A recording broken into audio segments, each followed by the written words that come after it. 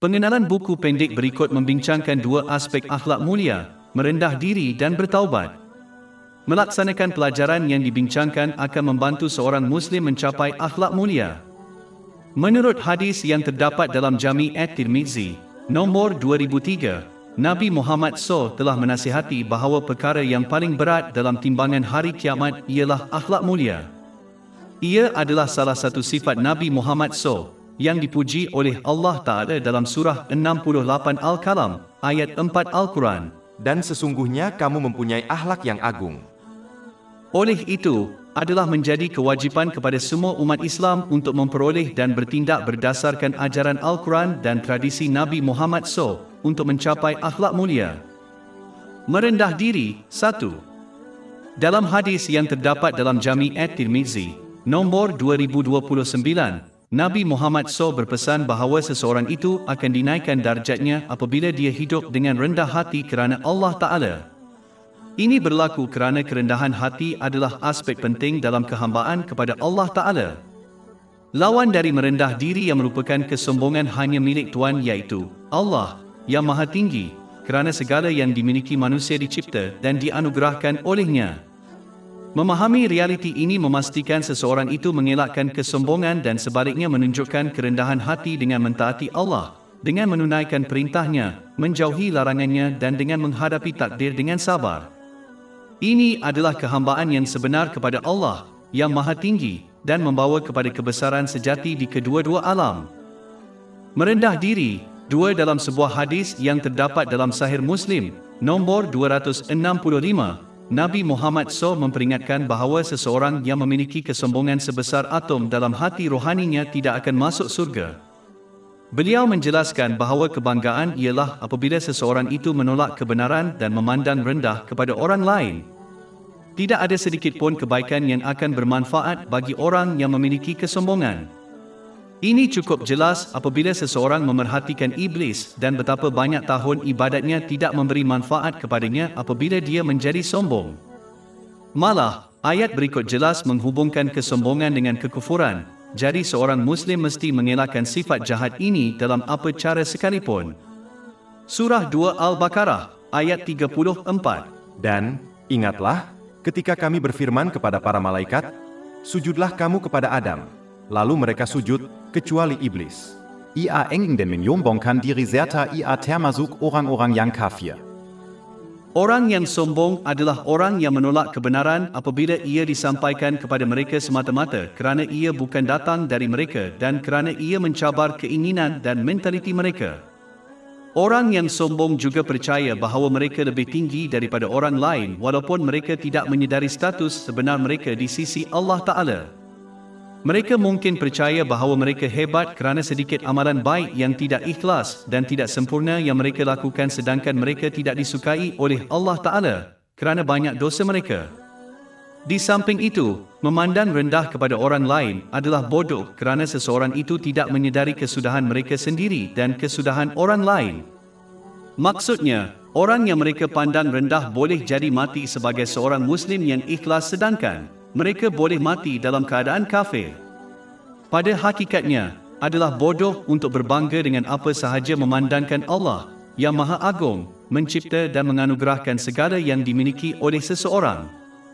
Bahkan amal soleh yang dilakukan oleh seseorang hanya kerana ilham, ilmu dan kekuatan yang dianugerahkan oleh Allah Ta'ala. Oleh itu, berbangga dengan sesuatu yang bukan milik diri sendiri adalah kebodohan yang jelas. Ini sama seperti orang yang menjadi bangga dengan rumah agam yang mereka tidak miliki atau tinggal. Inilah sebabnya mengapa kesombongan adalah milik Allah Ta'ala, kerana dia sahaja pencipta dan pemilik fitrah segala sesuatu. Sesiapa yang mencabar Allah Ta'ala dengan sombong akan dicampakkan ke dalam neraka. Ini telah ditegaskan dalam hadis yang terdapat dalam Sunan Abu Daud, nombor 4090. Sebaliknya, seorang Muslim harus mengikuti jejak Nabi Muhammad SAW dan mengamalkan kerendahan hati. Orang-orang yang rendah hati benar-benar mengakui bahawa semua kebaikan yang mereka miliki dan semua kejahatan yang mereka dilindungi daripada tidak datang dari sesiapa pun kecuali Allah yang Maha Tinggi. Oleh itu, kerendahan hati adalah lebih sesuai bagi seseorang daripada kesombongan. Seseorang tidak boleh tertipu untuk mempercayai kerendahan hati membawa kepada kehinaan, kerana tidak ada yang lebih mulia daripada hamba-hamba Allah yang hina. Sebenarnya, Nabi Muhammad SAW telah menjamin peningkatan darjat bagi orang yang merendah diri kerana Allah Ta'ala, dalam hadis yang terdapat dalam Jami' at-Tirmizi, nombor 2029. Seseorang menerima kebenaran, tanpa mengira dari siapa ia datang, kerana mereka tahu sumber kebenaran itu tidak lain adalah Allah Ta'ala. Daripada memandang rendah orang lain, mereka melihat orang lain dengan mata belas kasihan dan menyokong ini dengan tindakan yang ikhlas, sambil berharap Allah Ta'ala akan memandang mereka dengan belas kasihan dan belas kasihan. Mereka memahami bahawa seseorang itu akan diperlakukan oleh Allah Ta'ala, mengikut cara mereka memperlakukan orang lain. Ini telah ditunjukkan dalam hadis yang terdapat dalam Sahih Bukhari, nombor 7376. Merendah diri. Tiga perkara ini berkaitan dengan surah 25 Al-Furqan, ayat 63. Dan hamba-hamba Tuhan yang maha pemurah itu ialah orang-orang yang berjalan di muka bumi dengan mudah. Hamba-hamba Allah Ta'ala telah memahami bahawa apa-apa kebaikan yang mereka miliki adalah semata-mata kerana Allah Ta'ala telah memberikannya kepada mereka. Dan sebarang kejahatan yang mereka selamatkan adalah kerana Allah Ta'ala telah memelihara mereka. Tidakkah bodoh untuk berbangga dengan sesuatu yang bukan milik seseorang? Sama seperti seseorang yang tidak bermegah tentang kereta sport yang bukan kepunyaan mereka, umat Islam mesti menyedari tiada apa-apa pun sebenarnya milik mereka. Sikap ini memastikan seseorang itu kekal merendah diri sepanjang masa. Hamba Allah yang hina, beriman sepenuhnya kepada hadis Nabi Muhammad SAW, yang terdapat dalam Sahih Bukhari, nombor 5673, yang menyatakan bahawa amalan soleh seseorang tidak akan membawanya ke syurga. Hanya rahmat Allah Ta'ala yang boleh menyebabkan perkara ini berlaku. Ini kerana setiap amal soleh hanya dapat dicapai apabila Allah Ta'ala memberikan seseorang itu ilmu, kekuatan, peluang dan ilham untuk melaksanakannya. Bahkan penerimaan amalan itu bergantung kepada rahmat Allah Ta'ala. Apabila seseorang memikirkan perkara ini, ia menyelamatkan mereka daripada kesombongan dan memberi inspirasi kepada mereka untuk mengamalkan kerendahan hati. Perlu sentiasa ingat bahawa merendah diri bukanlah tanda kelemahan, kerana Islam telah menggalakkan seseorang untuk mempertahankan diri jika perlu. Dengan kata lain, Islam mengajar umat Islam untuk merendah diri tanpa kelemahan. Malah, Nabi Muhammad SAW telah menegaskan dalam hadis yang terdapat dalam Jami' at-Tirmizi, nombor 2029, bahawa sesiapa yang merendahkan diri di hadapan Allah yang Maha Tinggi akan dibangkitkan olehnya. Jadi pada hakikatnya, kerendahan hati membawa kepada kehormatan di kedua-dua dunia. Seseorang hanya perlu merenung kepada makhluk yang paling hina untuk memahami hakikat ini, iaitu Nabi Muhammad SAW. Allah Ta'ala telah dengan jelas memerintahkan manusia dengan memerintahkan Nabi Muhammad SAW untuk mengamalkan sifat penting ini. Bab 26 Asy-Syu'ara, ayat 215. Dan rendahkanlah sayapmu yaitu, berbuat baiklah, kepada orang-orang yang beriman yang mengikutimu. Nabi Muhammad, selawat dan salam ke atasnya, menjalani kehidupan yang sederhana. Sebagai contoh, dia dengan senang hati menjalankan tugas domestik di rumah, dengan itu membuktikan kerja-kerja ini adalah neutral jantina. Ini ditegaskan dalam Imam Bukhari, Adab Al-Mufrad, nombor 538. Merendah diri ialah ciri dalaman yang terzahir secara zahir, seperti cara seseorang berjalan. Ini dibincangkan dalam ayat lain surah 31 Luqman, ayat 18. Dan janganlah kamu memalingkan mukamu kepada manusia, dan janganlah kamu berjalan di muka bumi dengan sombong. Allah Ta'ala telah menjelaskan bahawa syurga adalah untuk hamba-hamba yang hina, yang tidak mempunyai sedikit pun kesombongan. Surah 28 Al-Qasas, ayat 83. Negeri akhirat itu kami tetapkan bagi orang-orang yang tidak menghendaki kemegahan di muka bumi, dan tidak pula melakukan kerosakan. Dan kesudahan, yang terbaik, adalah bagi orang-orang yang bertakwa. Sebenarnya, Nabi Muhammad SAW telah menegaskan dalam hadis yang terdapat dalam Jami' at-Tirmizi, nombor 1998, bahawa sesiapa yang memiliki kesombongan sebesar atom tidak akan masuk syurga. Hanya Allah yang Maha Tinggi yang berhak berbangga kerana Dia adalah pencipta, pemelihara dan pemilik seluruh alam. Penting untuk diperhatikan, kebanggaan ialah apabila seseorang itu percaya bahawa mereka lebih tinggi daripada orang lain dan menolak kebenaran apabila ia dikemukakan kepada mereka kerana mereka tidak suka menerima kebenaran apabila ia datang daripada selain mereka. Ini ditegaskan dalam sebuah hadis yang terdapat dalam Sunan Abu Daud, nombor 4092. Merendah diri, 4. Dalam hadis yang terdapat dalam Imam Munzari, Kesedaran dan Kekhawatiran, nombor 2556, Nabi Muhammad SAW memberi kabar gembira kepada orang yang memiliki ciri-ciri berikut. Ciri pertama ialah merendah diri tanpa kekurangan makna, kelemahan. Orang yang rendah hati tunduk, menerima dan melaksanakan perintah dan larangan Allah Ta'ala, dengan demikian membuktikan kehambaannya kepadanya. Mereka bersedia menerima kebenaran apabila ia disampaikan kepada mereka, walaupun ia bercanggah dengan keinginan mereka dan tanpa mengira siapa yang menyampaikannya kepada mereka. Maksudnya, mereka tidak menolak kebenaran dengan percaya mereka lebih tahu. Mereka tidak memandang rendah kepada orang lain, meyakini mereka lebih tinggi daripada mereka kerana apa-apa harta dunia yang mereka miliki atau kerana ketaatan mereka kepada Allah Ta'ala. Mereka memahami bahawa semua nikmat duniawi yang mereka miliki, kepunyaan dan diciptakan serta diberikan kepada mereka oleh tidak lain daripada Allah Ta'ala. Oleh itu, mereka tiada apa yang boleh dibanggakan. Di samping itu, mereka memahami bahawa beramal hanya boleh dilakukan dengan rahmat Allah Ta'ala, kerana ilham, peluang, kekuatan dan keupayaan untuk melakukan sesuatu kebaikan semuanya datang dari Allah Ta'ala. Di samping itu, hanya orang bodoh yang mengamalkan kebanggaan kerana seseorang tidak tahu keputusan akhir mereka atau keputusan akhir orang lain. Maksudnya, mereka boleh mati sedangkan Allah Ta'ala tidak reda kepada mereka bahkan dalam keadaan kufur. Memahami kebenaran ini akan menghalang seseorang daripada dosa kesombongan yang mematikan. Nilai atom yang cukup untuk membawa satu ke neraka.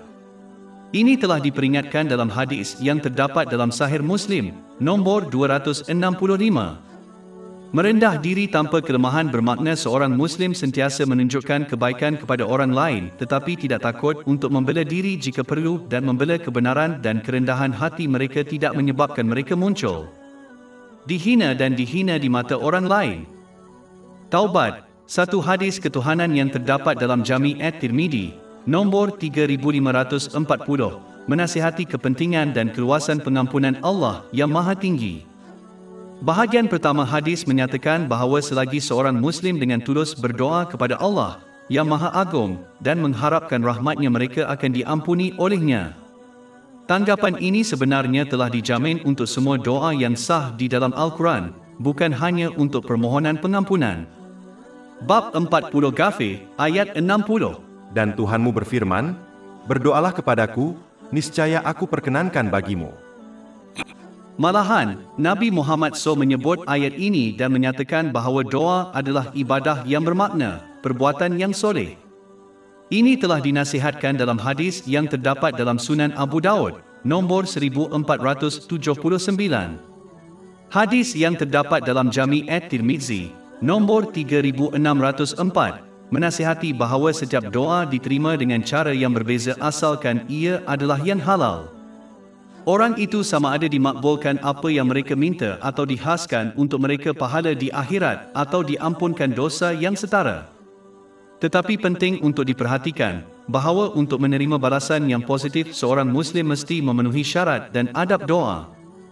Berkenaan dengan memohon ampun, ini termasuk berusaha secara aktif untuk menjauhi dosa dan dengan ikhlas mentaati Allah yang Maha Agung, kerana ia bertentangan dengan akal fikiran untuk meminta ampun sambil berterusan melakukan dosa.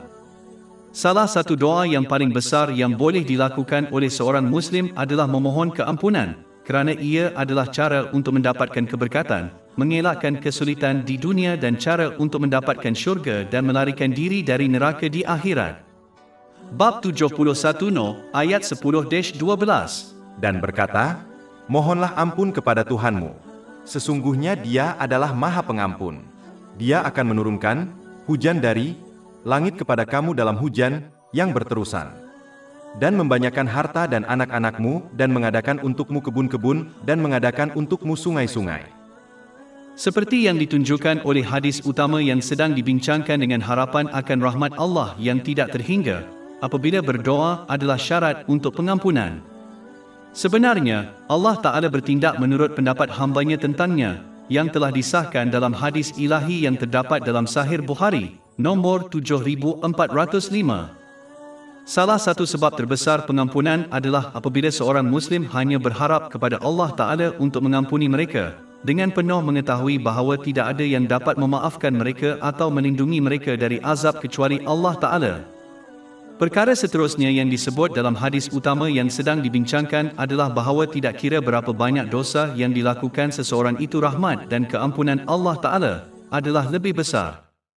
Malah, ia tidak terhad, oleh itu dosa manusia yang terhad tidak akan dapat mengatasinya. Skim sebabnya Nabi Muhammad SAW menasihati umat Islam untuk memperbesarkan apa yang mereka doakan, kerana tidak ada yang terlalu besar untuk dikabulkan oleh Allah Ta'ala. Ini telah disahkan dalam hadis yang terdapat dalam Sahih Muslim, nombor 6812. Tetapi adalah penting untuk diperhatikan bahawa menggunakan fakta bahawa pengampunan Allah yang Maha Tinggi adalah tidak terhingga sebagai alasan untuk berterusan dalam dosa, hanya mengejek kebenaran penting ini. Dan orang yang berkelakuan sedemikian mungkin tidak mendapat keampunannya. Bahagian seterusnya dari hadis utama yang sedang dibincangkan menunjukkan pentingnya ikhlas memohon keampunan Allah Ta'ala yang telah disebutkan dalam banyak ayat dan hadis lain. Perbuatan memohon keampunan ini adalah sebahagian daripada taubat yang ikhlas. Dapat difahami bahawa memohon keampunan adalah perbuatan lidah, manakala selebihnya taubat yang ikhlas melibatkan berpaling daripada dosa melalui perbuatan. Taubat yang tulus juga termasuk perasaan penyesalan yang hakiki, membuat janji yang teguh untuk tidak melakukan dosa itu lagi dan menebus sebarang hak yang telah dilanggar terhadap Allah yang Maha Tinggi dan manusia. Perlu diingat bahawa tidak meneruskan dosa yang sama adalah syarat untuk diterima taubat. Bab 3 Ali Imran, ayat 135. Dan orang-orang yang apabila mengerjakan perbuatan keji atau menganiaya diri sendiri, mereka ingat kepada Allah lalu memohon ampun terhadap dosa-dosa mereka. Dan siapa lagi yang dapat mengampuni dosa selain daripada Allah? Dan yang tidak meneruskan apa yang telah mereka kerjakan, sedang mereka mengetahui. Adalah amat penting bagi seorang Muslim untuk terus beristighfar kerana ini membawa kepada pembebasan dari setiap kebimbangan, jalan keluar dari setiap kesulitan dan sokongan dari tempat yang tidak disangka-sangka. Ini telah dinasihatkan dalam hadis yang terdapat dalam Sunan Abu Daud, nombor 1518. Perkara seterusnya yang disebut dalam hadis utama yang sedang dibincangkan adalah punca pengampunan yang paling besar, iaitu tidak menyekutukan Allah dengan sesuatu pun. Ada dua jenis perkara yang mempersekutukan Allah yang Maha Tinggi, syirik besar dan syirik kecil. Jenis utama adalah apabila seseorang menyembah sesuatu selain daripada Allah yang Maha Tinggi atau sebagai tambahan kepadanya. Versi kecil adalah apabila seseorang melakukan sesuatu selain untuk mendapatkan keredaan Allah Ta'ala, seperti menunjuk-nunjuk. Ini telah diperingatkan dalam sebuah hadis yang terdapat di dalam Sunan Ibn Majah, nombor 3989. Bahkan, orang yang beramal untuk kepentingan manusia akan diberitahu oleh Allah Ta'ala pada hari kiamat untuk mencari pahala dari orang yang mereka amalkan, yang tidak akan mungkin. Ini ditegaskan dalam hadis yang terdapat dalam Jami' at-Tirmizi, nombor 3154. Orang yang bertindak demikian akan mendapati bahawa mereka akhirnya akan terdedah di dunia ini dan tidak kira betapa baiknya mereka memperlakukan orang lain, mereka tidak akan mendapat cinta sejati mereka atau hormat kerana niat buruk mereka. Ini telah ditunjukkan dalam hadis yang terdapat dalam Sahih Muslim, nombor 6705. Apabila seseorang menyedari keesaan Allah Ta'ala, mereka hanya berniat, berfikir, bertindak dan berkata-kata untuk keredaan Allah Ta'ala, kerana takut dan cinta kepadanya. Tingkah laku ini meminimumkan peluang untuk melakukan dosa dan apa sahaja dosa yang berlaku akan diampunkan oleh Allah Ta'ala.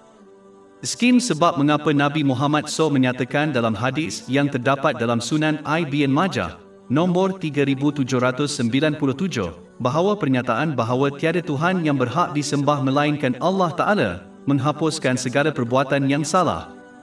Ini adalah tingkah laku yang mesti diamalkan oleh semua umat Islam. Asasnya adalah memperoleh dan bertindak berdasarkan ajaran Al-Quran dan tradisi Nabi Muhammad, selawat dan salam ke atas baginda. Ini akan memastikan seseorang menggunakan nikmat yang telah diberikan kepada mereka dengan cara yang diredai Allah Ta'ala. Ini akan meminimumkan dosa seseorang dan sentiasa mendorong mereka ke arah taubat yang ikhlas setiap kali mereka melakukan dosa. Ini membawa kepada pengampunan, keamanan dan kejayaan di kedua-dua dunia. Bab 16 An-Nahl, ayat 97. Barang siapa yang mengerjakan amal saleh, baik laki-laki maupun perempuan dalam keadaan beriman, maka sesungguhnya akan kami berikan kepadanya kehidupan yang baik, dan sesungguhnya akan kami beri balasan kepada mereka dengan pahala yang lebih baik dari apa yang telah mereka kerjakan. Taubat 2. Dalam hadis yang terdapat dalam Jami' at-Tirmidzi, nombor 1987, Nabi Muhammad SAW telah memberikan beberapa nasihat penting. Nasihat kedua yang diberikan dalam hadis utama yang sedang dibincangkan ialah seorang Muslim hendaklah mengikuti dosa dengan amal soleh supaya ia menghapuskan dosa tersebut. Ini merujuk kepada dosa kecil sahaja kerana dosa besar memerlukan taubat yang ikhlas. Jika seseorang menambah taubat yang ikhlas pada amal solehnya maka ia akan menghapuskan segala dosa, kecil atau besar. Tetapi sebahagian daripada bertindak dengan betul adalah berusaha untuk tidak mengulangi dosa itu lagi, kerana melakukan dosa dengan niat untuk mengikutinya dengan amal soleh adalah mentaliti menyesatkan yang berbahaya. Seseorang harus berusaha untuk tidak melakukan dosa dan apabila ia berlaku, mereka mesti bertaubat dengan ikhlas. Taubat yang tulus melibatkan perasaan menyesal, memohon ampun kepada Allah yang Maha Agung dan sesiapa yang telah dizalimi. Selagi ini tidak akan membawa kepada masalah lebih lanjut, seseorang mesti berjanji dengan ikhlas untuk mengelak daripada melakukan dosa yang sama atau serupa lagi dan menebus sebarang dosa. Hak-hak yang telah dilanggar terhadap Allah, SWT dan manusia.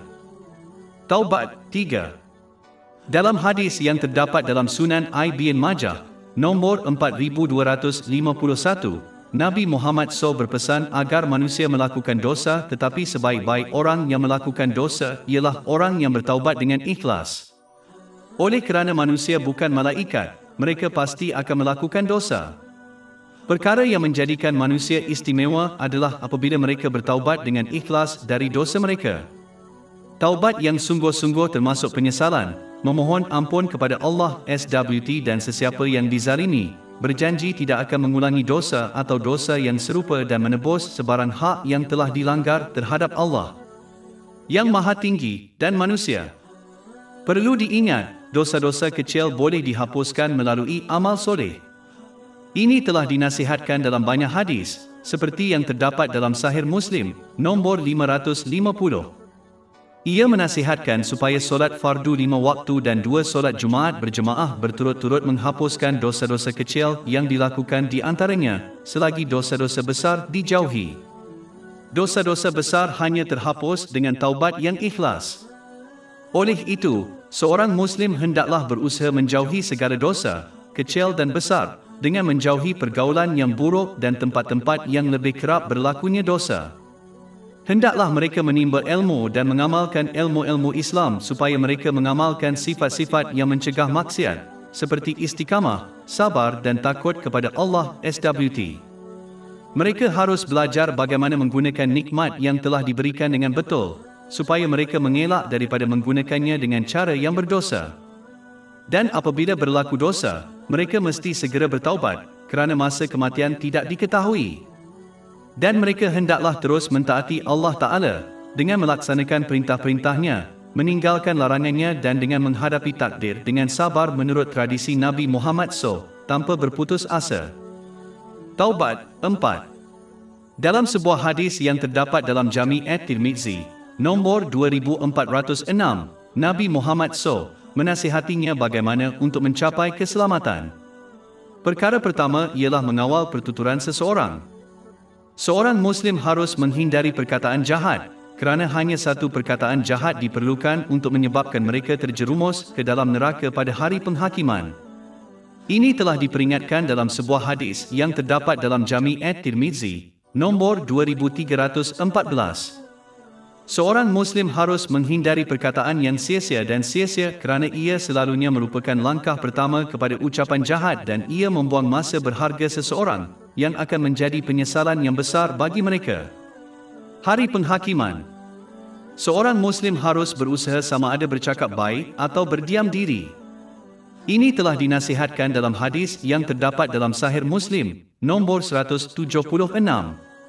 Apabila seseorang bersikap demikian, walaupun mereka dikira sebagai perbuatan yang baik. Perkara seterusnya yang disebut dalam hadis utama yang sedang dibincangkan ialah seseorang itu tidak boleh meninggalkan rumah mereka tanpa perlu. Berkelakuan dengan cara ini membawa kepada pembaziran masa dan kedua-dua dosa lisan dan fizikal. Jika seseorang itu benar-benar bermuhasabah, mereka akan menyedari bahawa kebanyakan dosa mereka dan masalah yang mereka hadapi adalah berpunca daripada pergaulan yang tidak perlu dengan orang lain.